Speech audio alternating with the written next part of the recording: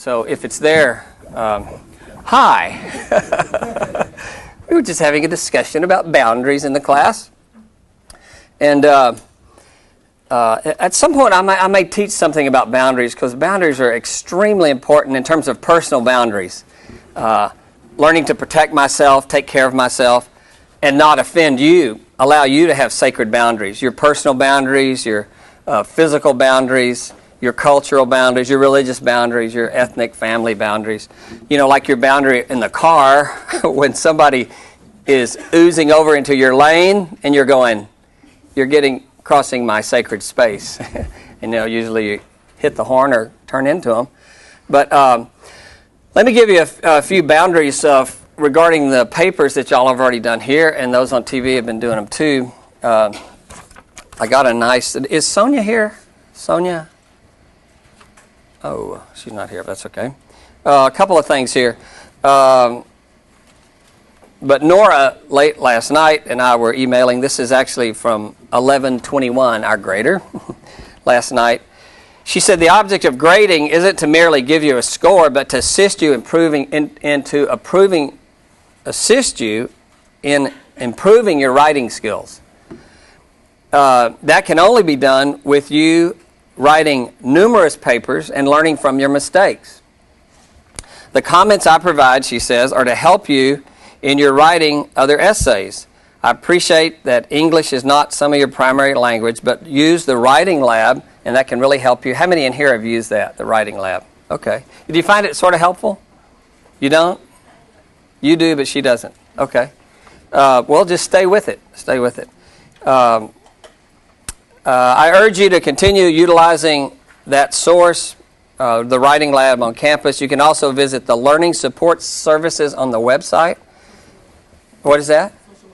Social work. Okay. Which is included on the WebCT link.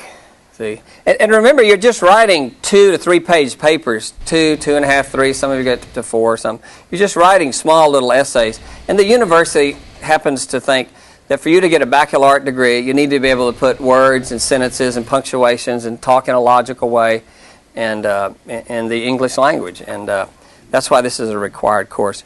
You can use both a peer mentor to proof your paper and the skills provided for support learning on the WebCT. If I come across any other method, Nora says, she says, I will let you know on the WebCT. And then she says to me, I'm having tons of fun grading the essays. Nora needs to get a life, but this is great. No, she's a wonderful person. But isn't that neat to have your TA saying this is fun? Hope she says that in a month from now. It's really rewarding after reading excellent papers, but it's extremely disheartening after reading poor papers. Since this is a college course, I suppose not everyone was given the proper background in writing style, which is so unfortunate. So don't feel shame if you weren't privileged to learn how to write when you were young. That's just the deck of cards you were given in life. And you can either do something with it or you can complain about it. You can either learn to work with it and develop those skills or not. But nobody should feel ashamed. She says, I'm not a fan of American educational secondary schools anyway.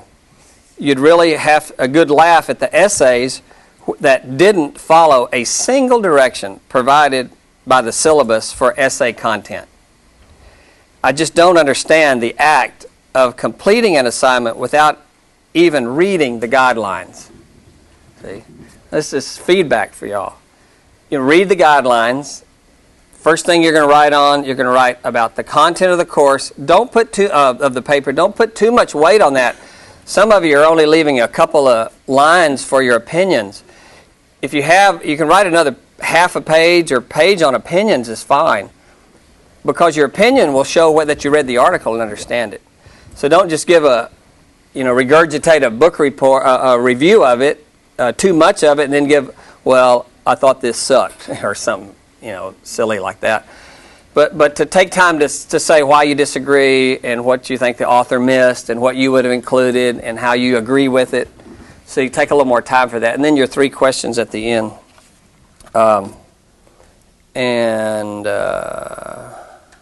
Anyway, she said, I had a lot of fun teaching. Wonderful memories I've been sharing with all my friends. I think a star was born that day with Nora. So that's special. And anyway, she said, I hope the class is going well, and maybe I'll check out a tape one day. That's great. Okay, so any questions on that? Kind of get that? And just come back to the next class. That's all right. That went on the tape, didn't it? So recognizing that we've got these 9 papers to write, knowing you can drop one, so you got 8 papers to write, knowing that we're gonna kind of struggle with it at first and then kind of pick it up better and better as we go. And that's just the way the class goes. So don't have a panic attack because the first 2 papers aren't either you didn't get what you thought you needed to get, or because you maybe had some problem with the WebCT. Is most everybody getting along with turning it in? The thing you haven't gotten here yet is feedback, right? Has anybody gotten any feedback? You did? You did? Okay. Is anybody, oh, y'all all did? Okay. Did anybody get any grades back? Grades are up. Grades are up. And how does she give feedback? Like on the score you got. Say it again. Push that button right there while she's talking. There's a link on the score that you got. Like, say you got like a 9, there should be a link on the 9, and you click that. Click the link on the 9 when you get your paper back, and then there you'll get your feedback. Yeah. Have you done that? Okay, okay. Does anybody sort of need to do that hasn't done it? Click the, okay, well that's good. And for you out there in TV land, your grader, whenever you're watching this program, we'll use the same system, I assume, so click on the 9 and you'll get your feedback. And did you find the feedback helpful, sort of, kind of? Yeah, she provided a thorough paragraph for you to read. Wow. Eager TAs do a lot of good work. And that's wonderful because she's probably slipped in what's known as her calling, her destiny. You know, whatever you love and enjoy doing, you ought to pay attention to. You know, she's probably an instructor or some kind of teacher or a people helper at some level. She's a graduate student. But you see, she's saying, I love doing this. So, you know, you ought to pay attention to whatever turns you on, gives you a sense of passion, gives you goosebumps, is fun to do, because your body will tell you what your destiny and calling is. The thing you have energy toward. If you find yourself depressed and dragging and you know, we get that way sometime with anything, and you can't ever get sort of fired up or energetic about something, well then, if you're doing what your dad wants you to do, but you're just so depressed and meandering through school, and it's a laborious uphill Sisyphean pushing of the rock up the hill, and you just hate it, but you're doing it because somebody's required it, probably ought to pay attention to that. You're going to have a day of reckoning to say, I am not what you want me to be. I think I'm something else. Has anybody already had that little confrontation with friends or family and stuff? And yeah. And let me say, that's an essential experience, and I'm not trying to create disharmony, but becoming your true self was often something that initially people are afraid of because it's out of the box, it's different from the group. But watch this, as you pursue it over time, and there's a price to pay for it, what will happen is you'll bring it back to the family, the group, the society, and people will say, we're so glad you pursued who you are because you made a difference in the world for all of us. See? So at this age and stage of life, and it kind of happens in our 30s too and 40s, where we're having played the game, done all we should do, this urge to become an individual kind of moves up again. Let me just ask you a question here, and for those of you to reflect on the television. How many have a parent, one or two parents who are kind of growing, teachable, open people that you look at your parents and go, wow, you know, they're really on the journey and still growing and discovering life? Yeah, and you know, that's maybe 10% of the class. And I'm not judging in the sense, but I'm just saying, if you're very fortunate, if your parents are still growing, learning, discovering, open, and if they're not so much, if they've sort of foreclosed and gotten stuck in life, believe me, things will come along to bust them out of that. You may be one of those things. Someone said the reason God invented teenagers is to get the parents out of the rut. And often that clashing that goes on during adolescence in our teens and 20s is really because both lives, all lives are trying to be grown, changed, awakened. holding on to who you really are and finding new things. Okay, so that's a little bit about the boundaries I wanted to cover. Now, extra credit. You can get extra credit by going to movies. Get extra credit by writing articles. I think there was yesterday in Massachusetts, what happened? Yeah, same-sex marriages were approved by the Massachusetts Supreme Court. And that's an interesting clip out of the paper or Time, Newsweek magazine, and read it and write a page on it of your response to it. And how you respond to it, you won't be judged on that. You'll be judged because you read it and responded to it. But see, that's a cultural thing, phenomena. There's another one. A couple of movies that are, one is Far From Heaven. Does anybody see that movie? With Randy, what's his last name, from Bel Air, Texas? That's a brother that acts too. Quaid, yeah, Randy Quaid's in there. And he plays a middle-aged, successful, married businessman in the 50s who comes out and discovers he's homosexual. And his wife, who was, I can't think of her name. She won Best Supporting Actress last year. Who? No. Is it Demi Moore? Julianne Moore. Thank you. I thought you said Demi. Yeah, Julianne Moore is this sort of conventional, white, perfect little, house is perfect wife in middle America, white woman, who actually falls in love with her black gardener as she's dealing with the grief of her husband coming out and the impending doom of their marriage. And so there's this interracial thing going on.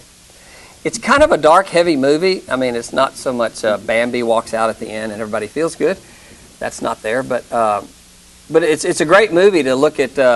Here's interracial dating, and then here's homosexuality and stuff. And you can get that on tape. Another one is I saw the other day is What's Cooking. Has anybody seen What's Cooking, the movie?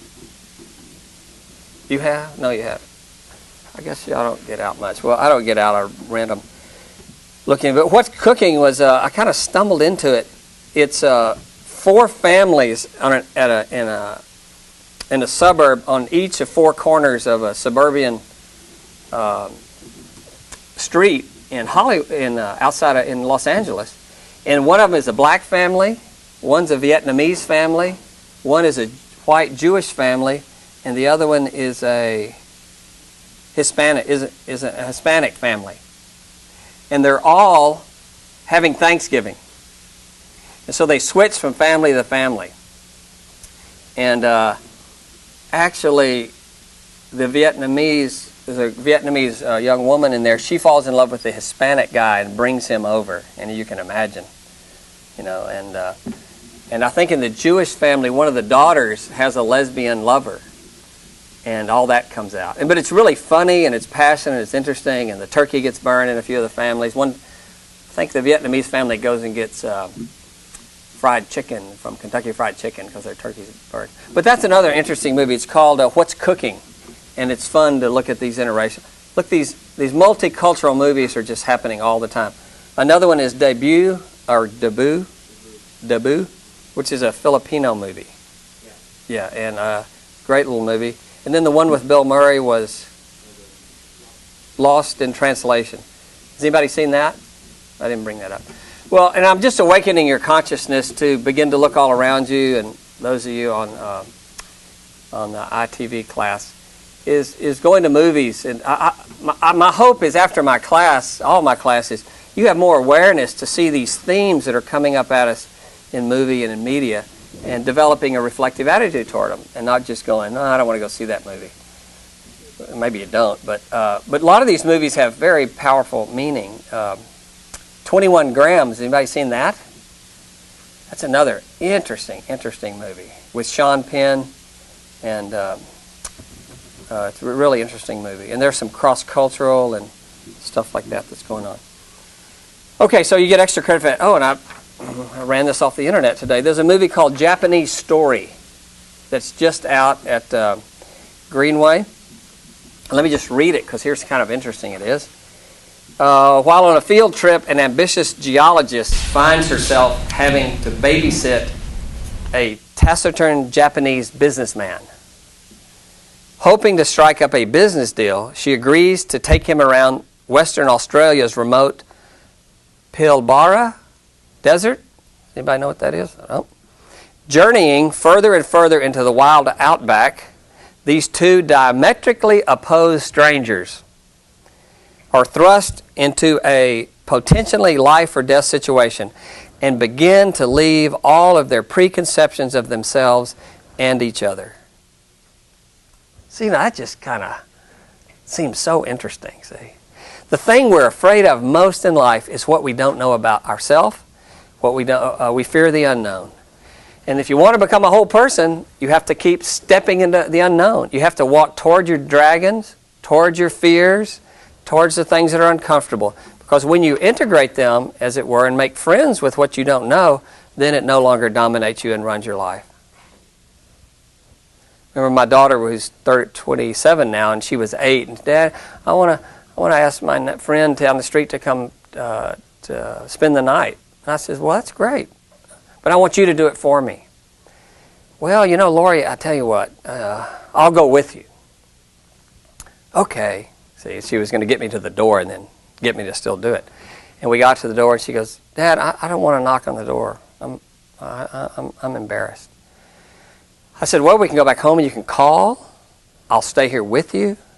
But if you don't want to bring her over, that's okay with me. If you want to bring her over, that's okay. But it's really your call. Film at 11. Check it later. No. What could I have done? Oh, sweetheart. No. You're afraid. Let me do this for you. See, poor thing. Don't ever worry about this. Daddy will always be here. You're 27. I'll knock on the door. You see how you suddenly could keep her from overcoming a fear in parenting and prevent her from discovering new powers, new energies in her life that are waiting to come forth. And that's part of what parenting is, isn't it? Is encourage them. You can do it. You don't need me. You can do it. You can nurture yourself. You can take risk on your own behalf. And that's an example of that. So any of these movies that are sort of different, culturally different, will help, I think. Okay. See with our time. I wanted to read. Did I hand this thing out to you? It said invitation yesterday. Does anybody have it? I didn't read anything on it, did I? Okay.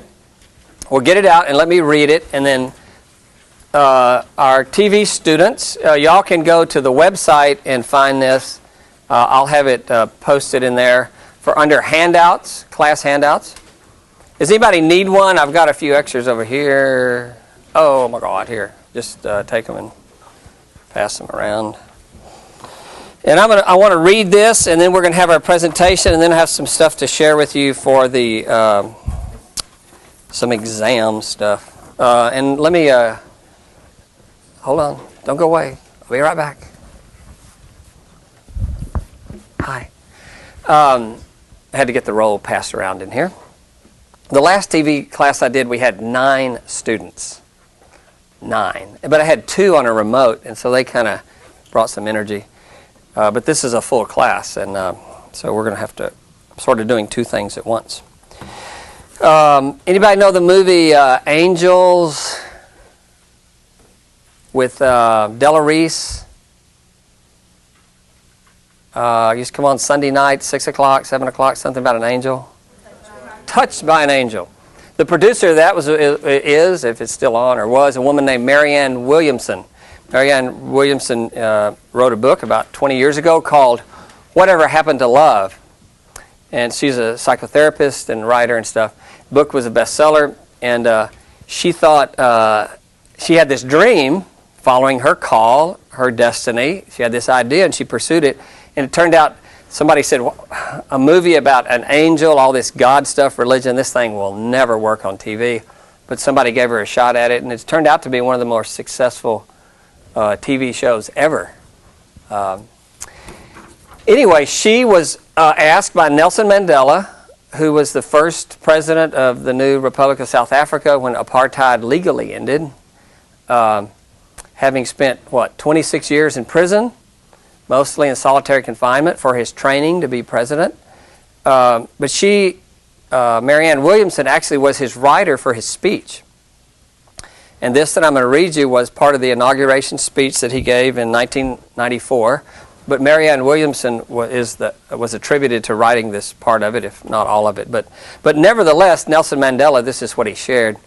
And it helps us honor no matter what culture or race or ethnicity or sexuality, wherever you're from, we have a purpose here. It says our deepest fear is not that we are inadequate. Our deepest fear is that we are powerful beyond measure.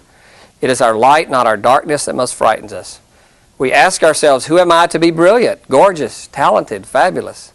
Actually, who are you not to be? You are a child of God. Your playing small doesn't serve the world. There's nothing enlightened about shrinking so that other people won't feel insecure around you. We were born to make manifest the glory of God that is within us. It is not just some of us. It is in everyone.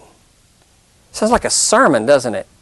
And yet he's standing before the world and this new nation. And he's honoring all the individuals, black, white, African, or whatever. And as we let our own light shine, we consciously give other people permission to do the same. As we are liberated from our own fear, our presence automatically liberates others. We have our presentations today. And Rochelle, Diana, y'all come on up. And Ashley. And there's 2 articles to present. Have y'all split up one of them? How wonderful. They've been working for months and months for this moment. To get ready for this, y'all give them a big hand as they jump in and present it. Just stand right here and talk, and that'll pick you up. I'm presenting is Numbers, Minorities, and Majorities. The basic concept of this article was discrimination in the workforce, more specifically the token woman with being involved with a corporation that had mainly men. The thing that caught my attention was how they discriminated against the token woman. The token woman, meaning she was representing all women, and it was just one woman, was that they quarantined her, they isolated her and kept her out of particular meetings. They deprived her of special and important information. They wouldn't include her in outside work-related gatherings. They were suspicious of her and were always scrutinizing her. And if she made mistakes, they were immediately known. And even though they welcomed her working there, they didn't want her doing better than them. The second thing that I noted that caught my attention was how they exaggerated their culture and tried to make it highly visible and known, especially around her. They would make crude jokes about women and purposely tried to make the token feel uncomfortable. They spoke about topics that the token wouldn't relate to. For example, fishing, sports, or other male-oriented topics. And that really made her feel like the unwanted third wheel. And I have a question. Have you ever had a token person in your group of friends? And if so, how did you treat that person? Yes.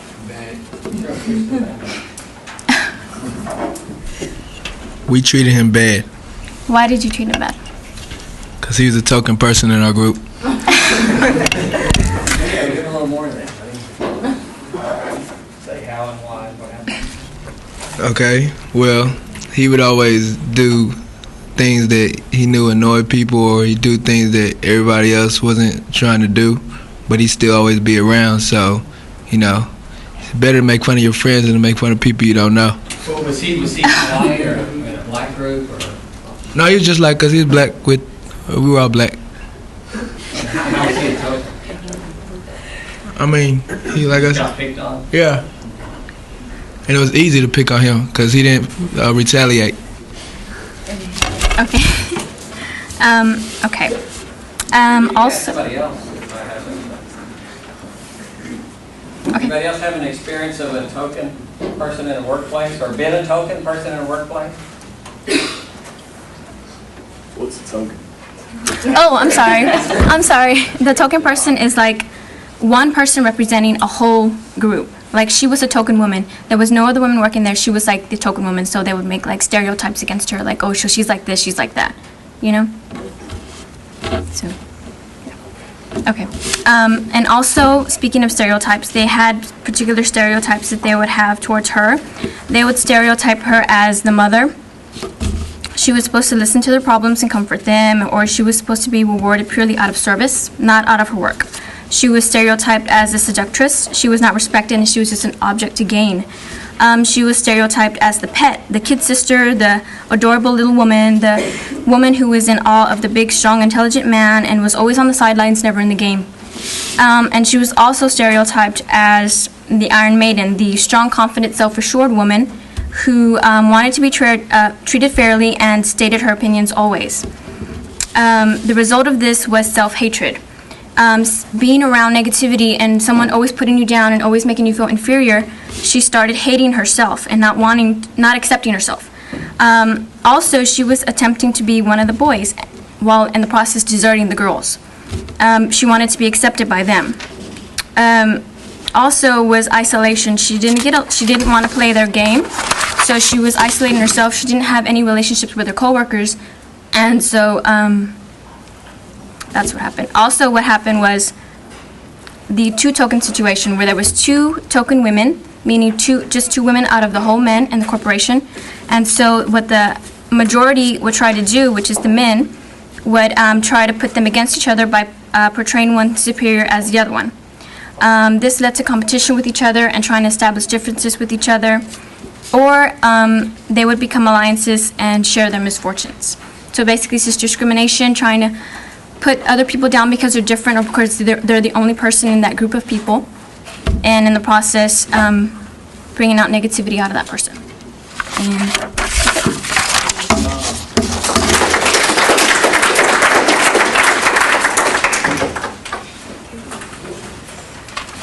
Hi. This essay was basically about, it gave a historical perspective on cultural diversity and how it should be manifested in schools. What really stood out to me was the author that stated some of these true Americans, as he calls them, that want to segregate students based on what they know. They say that students who don't speak English should basically assimilate into the American culture. And well, I disagree with that, because I feel like if somebody doesn't speak English, why are you just going to put them in a room with other students who don't speak your language? So basically, the author also quotes a lot of people who feel very strongly about others assimilating into the American culture, and how they feel that so much cultural diversity is un-American, and some even define it as a national crisis. But I find it kind of contradicting, because, well, when they came here to America, they were immigrants themselves, and they didn't conform to the lifestyles of like the Native Americans. So I feel like, why are they telling minorities and newcomers to do this? To do that? Who are the they? Like these, like conservative, patriotic Americans. You know, mean white Northern Europeans? Yeah. Yeah, pretty much. Want to make sure we got the same they we're working on. Pretty much. I didn't want to just. I've heard about those people. Yeah. Irish and Germans and English. Yeah, but pretty much. Italians. They're just So I was. terrible people. I found it contradicting, because I mean they didn't conform to the lifestyles of the Native Americans. So Right. why are they expecting us to do the same? You know, Yeah, that's I mean good. to do that. Good. So my questions basically were, okay, for y'all. Okay, how many of y'all think that children who don't speak English should be placed in English-speaking classrooms in order to assimilate, like what they want? What they want. I only say that because that's just going to help them in this society when they get older. It's only going to help them, you know. So they don't speak a word of English, and they're going to be put in English-speaking classrooms. How is that helping them? They don't understand the teacher. How are they going to learn? They're going to be taught, though. They're No, not just but going to be thrown in. Just be thrown in. That's what it's basically saying. Well, maybe like start them off in an introductory to English class, and then from there put them in the class. with Yeah, the that's how I feel. But some people That's what don't want that. Some people ESL just- is. They have ESL in like all the schools. Yeah, but this is a historical perspective, how people Right. felt, like, you know, in the older days. And He had a question down there.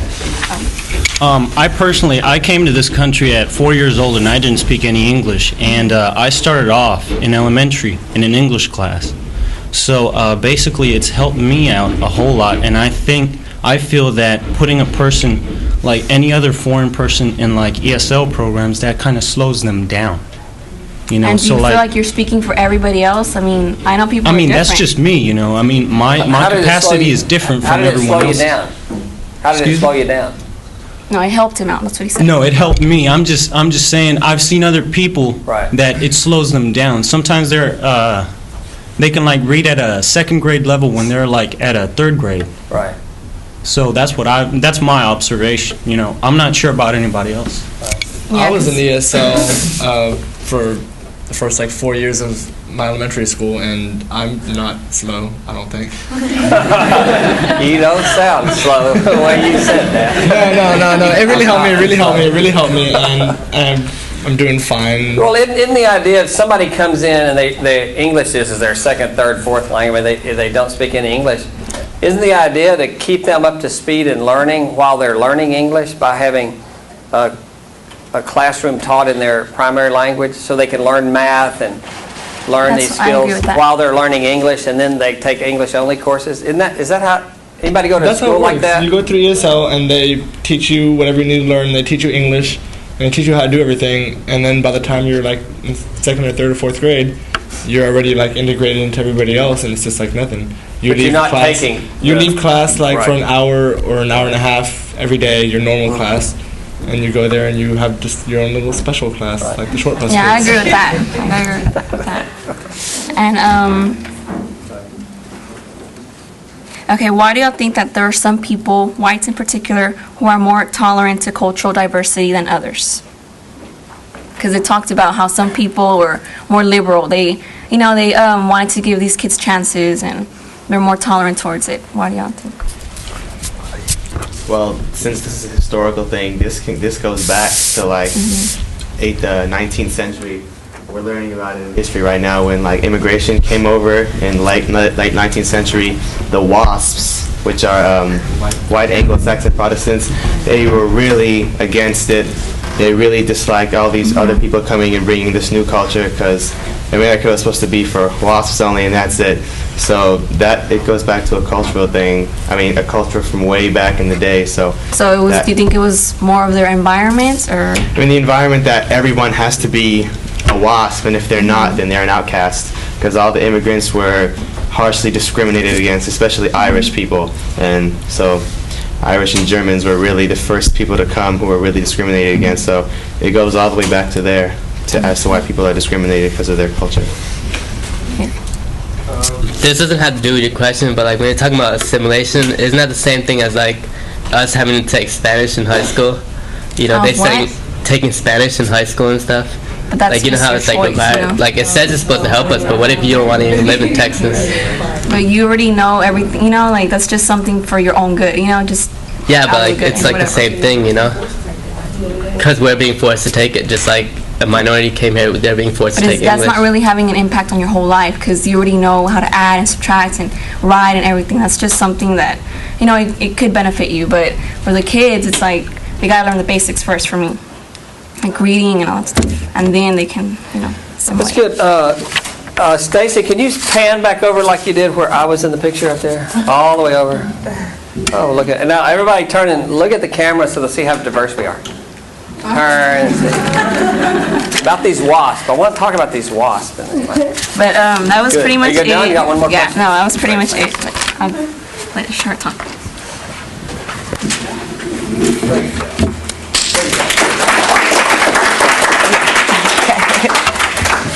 Hi, my name is Rachel, and I'm also going to talk about the schooling and social diversity. And I just want to start by saying that the United States has never been as diverse as it is now, as you can tell just by looking around the classroom. And I just want to say, how many people have parents or ancestors that are immigrants, just by show of hands? It'd be like, who's Native American? So that's Put your hand up.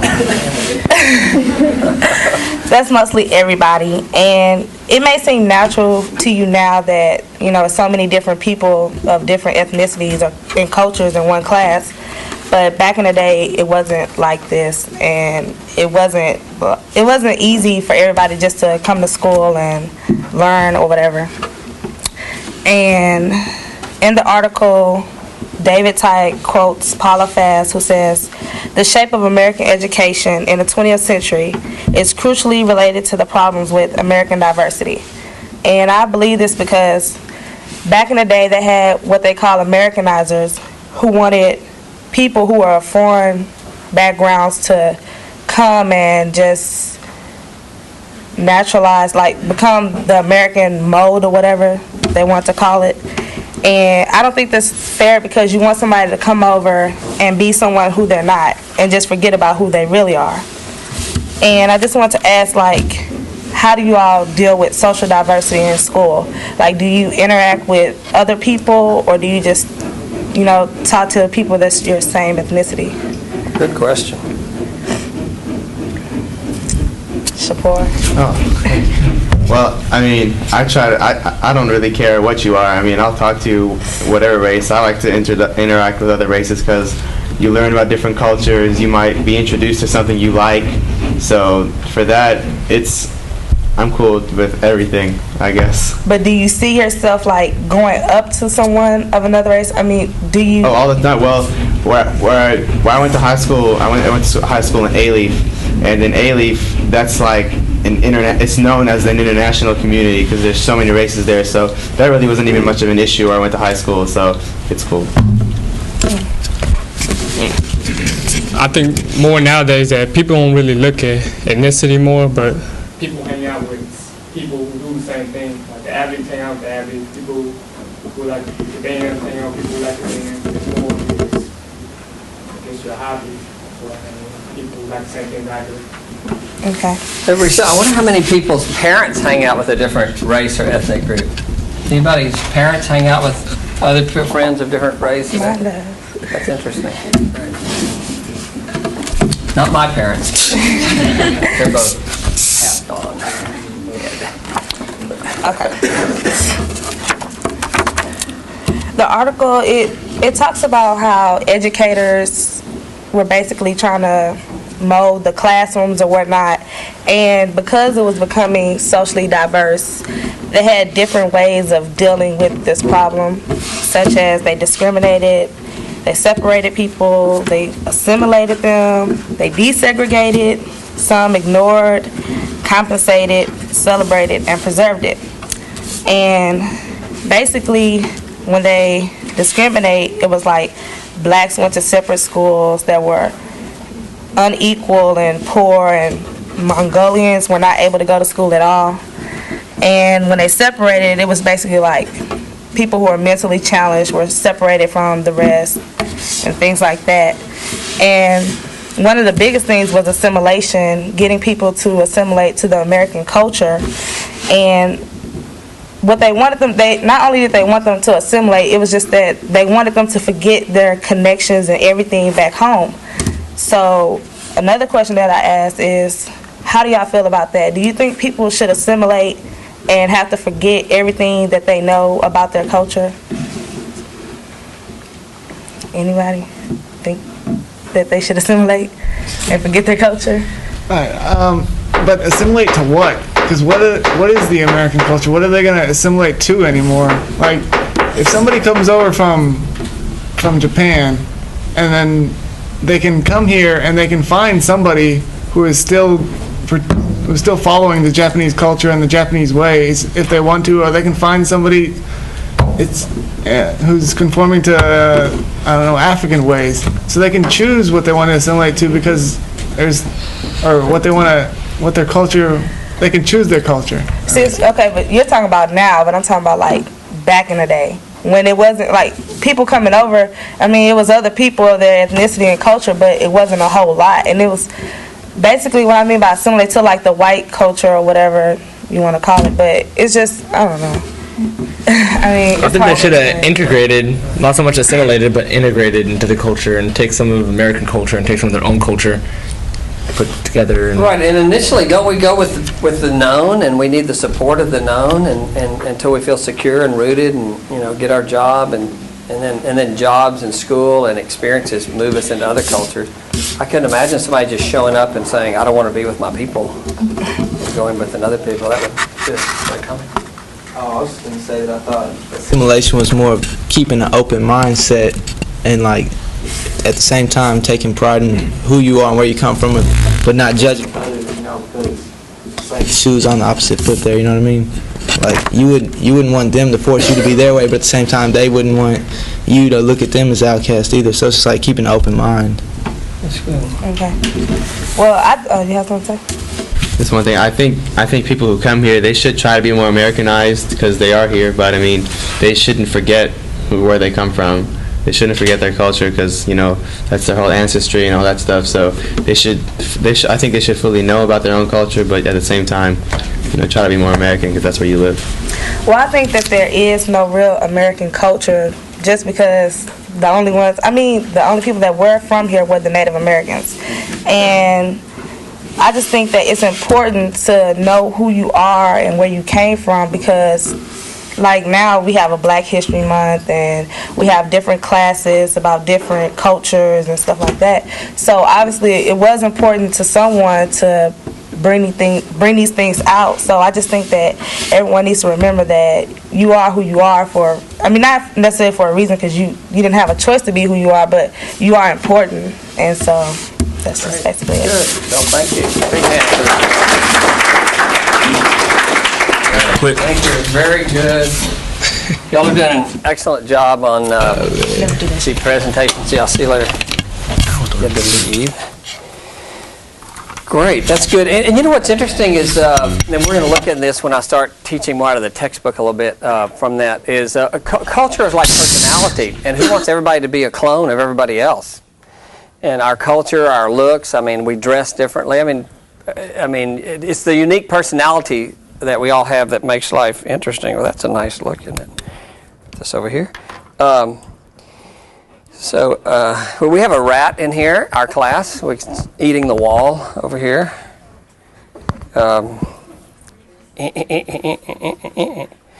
Okay, let me talk a little bit about, finish this stuff that's going to be on the test about the 3 ego stances. Then I want to talk about 5 ways that we assimilate in the 3rd stance, as it were.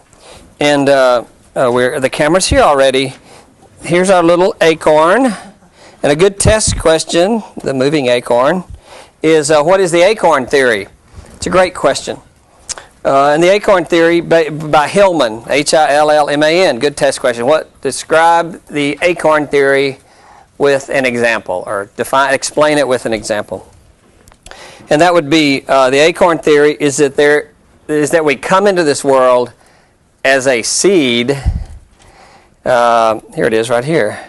We come into this world as a seed, this daimon, called by the Greeks, the genius, a character, a destiny, a calling, this life force within us. And that there's a purpose to be lived. And Hillman is just saying that psychology has forgotten this.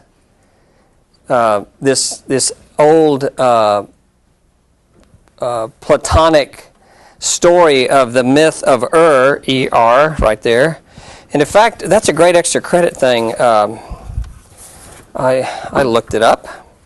So there it is right there. The myth of And it was in Plato's Republic. But this would be interesting if somebody wanted to on the TV or in the class. It's about 2 pages, rather smallly written, to read about this. And he was trying to say that we come in with a purpose and with a life to be lived out. And the acorn theory attests that this daimon, this energy, this unique personality, this calling, is always trying to express itself. And it has a soul's code. There's a destiny, and our job is to attend to this destiny as much as we can, and not be so caught up in thinking, well, I'm just a self-made person. I've got to captain my own ship, master my own fate. I got to put it all together myself. It's all up to me, without realizing that we come in with these energies, these gifts. You know, an artist is not made. An artist is born. Are you with me? You can tell by my writing, I probably don't have the artist's gift of penmanship. But how many in here have a little bit of artistic gift in drawing, painting, stuff like that? Stick your hand up. Yeah, that's great. I was in one of my classes last semester, and there were about 120 people in there, and there was a student on the end just doodling. And I stopped and I said, "What is that?" And she said, "That's my hand." And she was sort of, so look funny. She was just sitting there waiting for class, holding her hand like this, and she was sketching it on just a notebook paper, sort of like doodling. And I said, "You drew that?" And she goes, "Oh yeah, I'm just looking at my hand right here." And I said, "You're an artist." She goes, "Nah." I said, "You want me to see me draw a hand?" You know, stick figure. And my point was to her, and I said it before the class without embarrassing her, I said, "Your life is messed up now. Because you have revealed to me and other people that you have an artistic gift. What are you going to do with that? You're going to ignore it? You're going to pretend like you don't have it? You're going to say, gee, I got the shaft, I should be this, I should be that, I'm the wrong color, wrong race, wrong gender, whatever. Or are you going to say, wow, look what I have. I have this gift to draw." And I said, the world will suffer, I told her this in front of the class, if you don't attend to your talent, because it has a purpose for it. That's the acorn theory. And every one of us has that calling and has that purpose. And of course it can be exploited if we take it and use it for unhealthy purposes, but it can be exploited if it's not used at all. But that's the acorn theory, and a good test question on that. There's a book that some of you might be inspired to read or look at, and it's called, let me just push it up here, it's called The Soul's Code by the preeminent psychologist Hillman. He's a depth psychologist, an analytical psychologist. He's not a behaviorist or what we see mostly around college campuses, cognitive and behavior psychotherapy, but psychology. But his is more looking at in-depth and looking at symbols and metaphors and myths and stories, the analytical side, which is something that I like teaching and addressing because not many classes do. And but the book is called Soul's Code by Hillman. It's good for further reading in the summer when you're not taking classes. Okay, let me, now I want to look at we looked at these three ways: inflation, reductionism, to be a victim of life. Inflation is self-made man, as it were, full of pride and pretentiousness. Remember, inflation is not bad in and of itself. Neither is being deflated. From our inflations, we get hope, and we take risk, and we feel good about ourselves. And what do our deflations, our reductionism, the things that, the limitations in life, what do they give us? What do they offer us? Just ask in the class.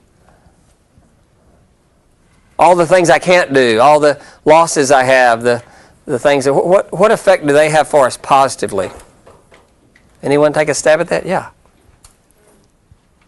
Maybe they motivate us to try to get those things that we don't have or we lost. Yeah, they do motivate us. They cause us to seek and knock and look and learn and search. What else do they do for us? It's something that most college students haven't figured out yet, but your parents have. Yeah. I guess they could be like a safety net, like you don't get too inflated, so it's like back down to reality. They do. They put our feet on the ground. In AA, Alcoholics Anonymous 12-step programs, there's a saying, head in the clouds, feet on the ground. Dreaming dreams, taking risk, but keeping your feet on the ground. And what most of us do, sometimes we have our feet so much on the ground we don't ever amount to anything. Or we're so heavenly minded, space cadet, that we're no earthly good. So it's this balance between neither being too inflated nor too reductive. Another thing that it does, and we'll look at it, is it humbles us. Humbles us. And humility leads to teachableness. And none of us like to be humbled. Humbled comes to be humiliated. And humus, where we get the word, but the human experience is called humus. What is humus? Greek word. You can see it at the plant store this weekend if you go. What is humus? It's where the root word of human. What is it? Is it I don't know. Biologically, it's like decomposing stuff. Yes, it's fertilizer. It is. It's fertilizer. It's the rich soil. Show you some of my artistic gifts. Here's the tree. This stuff around the tree. That's actually not bad, is it? It's like a mushroom cloud. But it's just stuff around the tree that the leaves fall and they decompose over time.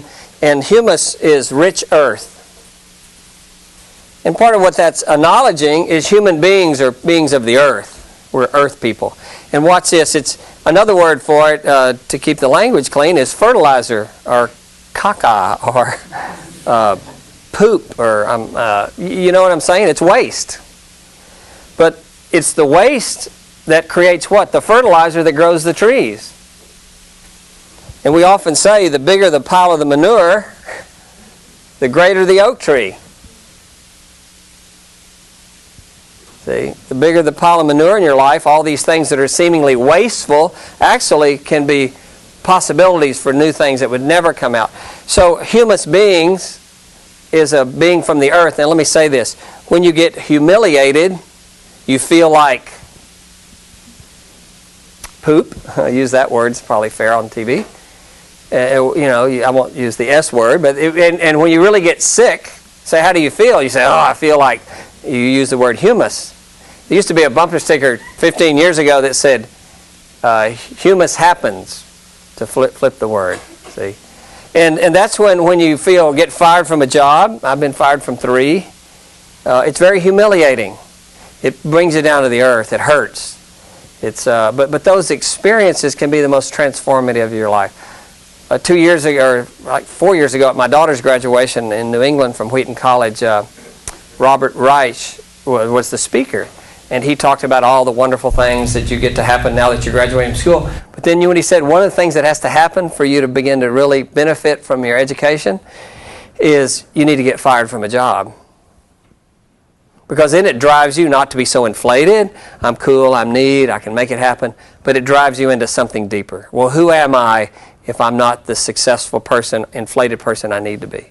And I thought, boy, what a great speech to honor that failing and humiliation, reductiveness, being a nobody sometimes, being a loser, can cause tremendous, powerful, wonderful things to happen within us. Okay, so the dance is between the two of these is neither being too inflated nor too reduced.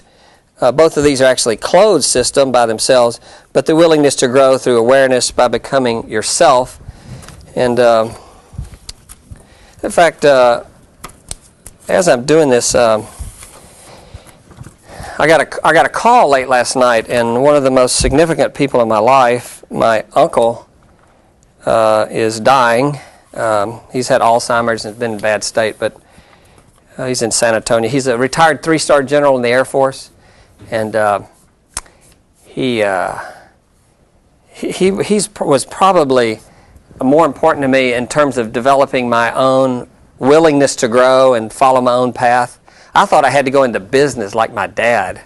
I thought the only thing a real man could do is jump into the the corporate world, which is fine. There's nothing wrong with that.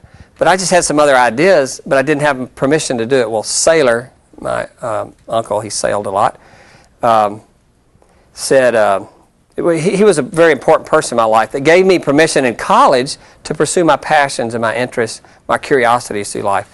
And my cousin called last night to tell me that he's dying and they want me to come up to San Antonio to do the eulogy, probably this weekend or whenever it is. And he was a full colonel in the Army Air Corps when he was 28 years old, which is sort of unheard of. He finished college in the late 30s and was involved in the Army before World War II started. He's 86 now, I think. And retired at 55 with 3 stars. And interesting, wonderful, wonderful man. Flew jets up until retired. He always went where his men went. He always would. He would never ask anybody to do anything he wasn't willing to do. But I'll tell you a quick story as we move into this because he's on my mind.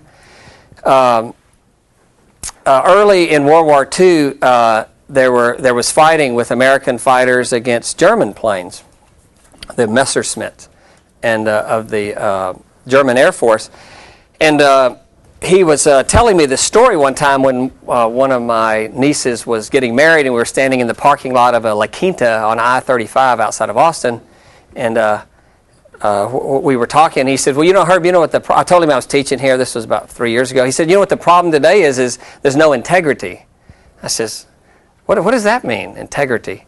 And what do you mean by that? And he said, well, I'll tell you a story. He said, early, just when the war started, I was in charge of a squadron of American fighter planes, and we were fighting these in the Balkans, Balkan Sea and the Balkan states with Germans. And I had flown, and I sent out a lieutenant to take the troops out, 14 planes out to fight the Germans. And he said only 12 of them came back. Here I am talking to this veteran warrior, this wonderful, venerable, wise old man. And I said, wow, only 12 came back? He said, and I noticed a big old crocodile tear appeared in his eye. And I said, I knew I was at a magic moment, that he was going to say something that I didn't want to miss. And of course, in my mind, I'm picturing this as a young man and sending these troops out. He said there was only one answer, and I said, what's that? And he said, integrity. I said, integrity? He said the German planes were faster than our planes. And what I forgot to tell the lieutenant who was in charge of the squadron, that he must come in high so they could build up airspeed with gravity to fight these other planes. And I didn't tell him. And therefore our guys were killed because they were out, the planes were better than ours. And I said, oh my gosh, how do you live with that? And he said, integrity means I take the next group out. I take the next group out. And part of this thing of moving into this third ego stance is to saying, my life is not going to be just about getting all I want when I want it. It's not going to be shriveling from life, which Sailor could have made an excuse, my uncle. But he said, I'm jumping in. I'm plunging in. I'm going to invest myself to grow and become and take on the challenges of life and do what needs to be done. And that story in itself left a huge impression on my life. I've changed the wording of this a little bit, and let me just see if we can get it down here. And this is a willingness to become yourself through awareness and the experiences of life. So that would be the third thing, and I want to look at a couple of these before we stop today to understand that. So this is this third ego stance, and this is where cultural psychology really can be fun and interesting, because there's so many experiences and awarenesses around us as we look at the different cultures, ethnicities all around us and within us. So this third one, which is number 3 of the 3 ego stances, is the willingness to become yourself. Yourself, capital S, your true self, the Buddhists call it, through awareness and the experiences of life. It's like the mother who said, I'm not going to let my daughter get into the water until she learns how to swim. So integrity, this third deal, is you plunge in. Like most of you, all of you have done in college, you've plunged in. You're jumping in. There's no guarantee you're going to get out. There's no guarantee you're going to spend all this time and trouble taking classes and leave and go, wow, best experience I ever had. Many of you may not even say that. See? But your willingness to plunge in, that's the third thing. And to become yourself, to find yourself, to discover yourself. The first thing on this, 5 ways or challenges toward becoming ourselves, is to recognize the call or the unique destiny as a prime fact of human existence. And these are ideas. I'm presenting these as food for thought, for reflection. I'm not new to share all these things. They're shared in many corridors of life. But it's to recognize that there's a call upon us, that there's a life to be lived, and that it is a prime fact of human existence. And if you don't know this now, one day when you have children, you'll discover that, because our children have their own mind, their own issues, their own life. and many of the clashes that happen with teenagers and parents is the unique call and destiny on a child is actually going against the parents' ideas of what the child should do. And many of us go through that, and that's just part of life. And that would say, too, on this one, this first one, is to recognize there is a unique destiny. It would honor the fact that there's something within me, there's a seed, there's a life to be lived. Now watch this as we move through the second one. And the second one is, move the humus out of the way. Do you like that humus happens? I thought that was pretty funny. Is to align your life by following, align your life with it, the call, by following a mystery. That means we don't know where we're going. We don't know what we're doing. It's a mystery. Yeah, line your life up with the call. With it would be the call or the purpose. And knowing we don't know what the purpose is, but we'll get glimpses of it. We'll get ideas about it. We'll get hunches about it. We'll get intuitions. We'll have experiences and problems that will awaken us to it. But secondly is to align your life with some call, some destiny, some purpose. By following a mystery that you can't see and asking tough questions about the meaning of your life. And see, this awakens the imagination in the human experience. Is to it awakens something within us that wants to express itself. It's to not know where you're going. I prefer the uncertainty of life to reality. I'd rather take the breadth and depth of uncertainty and mystery than to live in the narrowness of reality. And the courageous move for the student is the willingness to align my life with some call and follow a mystery by asking tough questions about the meaning of life. If this is who I am, is this what I have passion for? Is this what's wooing me? Is this what I'm intrigued about? See, in my own life, when I was in college studying business, I had a hard time accepting that my life might have another route, and I didn't figure that out till my very last semester of college. That perhaps the reason I wasn't attending to it is because that wasn't who I was. That wasn't who I am. I just took on a lot of shame and guilt that I was doing something wrong because I wasn't doing what I was supposed to do. But actually something else was pushing and calling me. Have y'all had some of this experience already in your life, just looking around at the group? Okay. So this is to step into the opaque unknown of the nowhere, following a mystery you can't see, and not being afraid of it, although it is fearful, but to keep walking that way. And the third one would be is to seek to become a person of value rather than just successful. Seek to become a person of value. And what do I mean by that? Someone whose unique life is important. To my children, I'm a person of great value. Monetary value used to be. I don't have to do that anymore, thank goodness. Although I'm still paying off my daughter's college. She's paying off a lot of hers too. But that's one of the best checks I write every month. But to become a person of value and not just successful by accepting your givens as belonging to your destiny. That's a lot there, but I want to talk about it. Seek to become a person of value rather than just successful. What is a successful person? Oh, she's really successful. Oh, he's successful. What does that mean when I say that? Anyone? Yeah, push the little button there. Yes, now it means like monetary value. Yeah, it does, doesn't it? Did most of you pick that up? Oh, he's successful, meaning he's got a lot of money. Isn't that funny? You don't think that? Good. What do you think? I think that success is not about how much you acquire, but rather how much you get back and how much you actually enjoy. Okay, good. And that's great. What's your name? Claire? Kalea. Oh, yeah, beautiful name. Yeah, see, but I'd say your opinion is probably the minority.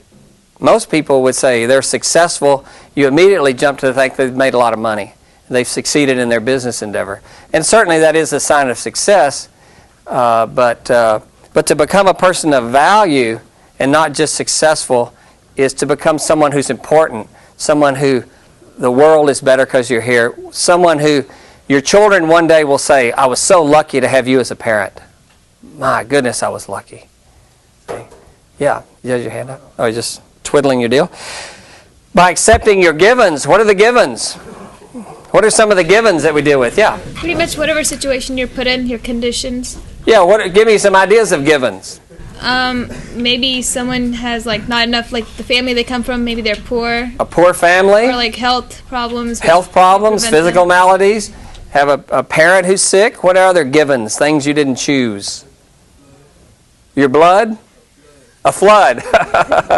What he said, blood. A flood. What else? Your race? Your ethnicity? What? Culture. Yeah, your culture. These things we were born into that we didn't have a choice about. Good, bad, and indifferent. The givens. See, the third thing is to become a person of value by accepting the givens as belonging to your destiny. Mahatma Gandhi was living in South Africa, wasn't he? And he would ride the train in to Johannesburg. He was a young attorney. And where would they put him? Does anybody know his story? Where was Gandhi put? He had to be on the train with the black people. And he had to get on one train and stay on one train. And he said, well, I don't want to ride on this train. I want to ride on the other train where I can eat a meal. And this train's too crowded. And so he said, so his given was that he had dark skin relative to the white Afrikaners. And yet, the conflict he had was part of his destiny. And that's what started him on his path to eventually help free India from the British Empire to find their own country. Because his given that was something might seem as negative was actually part of his destiny. You see how that works? And perhaps the great miracle of life is when I come to accept, not as resignation, poor little old me, this is reductionism, my life is so messed up. But more than that, why am I who I am? Why am I this color? Why was I born at this race? Why this gender? Why at this time in history? All of us could have been born 200 years ago or 200 years from now. Why now? Why me? Why my basic personality, my bodily structure, my mental gifts or lack of it? See, why these givens? And see, the third thing in becoming your true self is becoming a person of value by accepting your givens as belonging to your destiny. Now let me say this before I go on. That's true for you. I have to be willing to say, you're here for a reason. And you have a destiny. And you following your call, you're dealing with your givens and making something of them as part of your destiny actually has an effect on my life. So I want you to become what you're meant to become a person of value and not just success. The inflated Western culture tends to think success and money and material things are the only thing of value. And I say, pursue that for 20, 30, 40 years, and suddenly you wake up and go, wow, I know how to make a lot of money. I know how to make a living, but I know nothing about living life. Of course, as a psychologist, I end up helping a lot of folks at that stage of life. Somebody said you spend your health to get your wealth, and then you spend your wealth to keep your health. A couple of more here, and we'll finish for today. The fourth one is to dare to be unmasked, real and authentic before the world. This is a tough one, because most of us have so many masks, personas, images that we carry. Most of us, the thought of being a real, genuine person and be authentic, most of us have learned to pretend and to be phony and to give people what they want, not who we are. And it stifles our journey to becoming our true self. And I put a few things down here that help us honor that. As I dare to be real, actually naked is another word, but I didn't think I ought to put, Dr. Agan said I ought to be naked. I didn't think that would go over. He taught you what? To be an authentic person, to be a real person, to be teachable, To be a teachable person their whole life is actually to be real and authentic. To say, the hardest thing for many of us to say is, I don't know. I don't know. I'm learning. I'm still learning. See? To be that, to be open, to be humbled, to be joyful in life, to have a sense of, like a little kid is just so, what you see is what you get. They'll run out in the street naked or in the yard playing, and they're just so real and authentic. And they ask stupid questions like, why is a little bird? And you go, oh, kid, you need to grow up. And the kid is curious and full of wonder and mystery about life. And unfortunately, we kill that in our education system. We say, stop asking questions, stop being curious, stop being full of wonder about life. And then we get everybody phony and playing games without being authentic and genuine behind that. And then the last one I have, the fifth one. And yeah, good. Oh, I'm sorry. Thank you for telling me. We'll go back to that. Is teachable, open, humbled, and joyful. And there may be more. These just came to mind about to be authentic, real, unmasked before the world. It's hard for a lot of us to do, isn't it? Because we don't want to be embarrassed. We don't want to pretend like a fool. And yet, to become a real person, you have to be willing to say, I'm lost. I'm confused. I'm scared. I'm not sure. See? Or to say, I love you. I care for you. I like doing this. This is important for me. To speak from inside. And I'm telling you, looking in the faces of many college students, it seems I see folks who are just so afraid to be authentic.